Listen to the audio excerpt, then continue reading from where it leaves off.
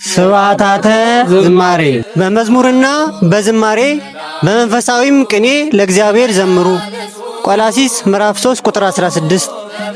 እነሆ ቅኔ ጥበባት በሚል አምድ ስር አርብ የካቲት 6 ከምሽቱ 12 ሰዓት ጀምሮ በእናት አባያ ነጭ ሳር ግቢ ጉባኤ በመዝሙርና በስነ ጥበባት ክፍል የተዘጋጀ ታላቅ የዝማሬ ምሽት።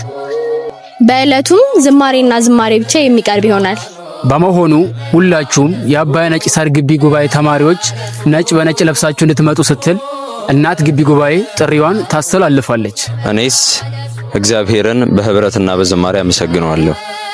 እናንተስ? ኑ በአንድነት የአምላካችን ስም በዝማሬ እናመስግን።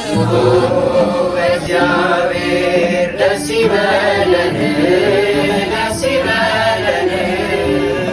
ኑ እግዚአብሔር ደስ ይበለን።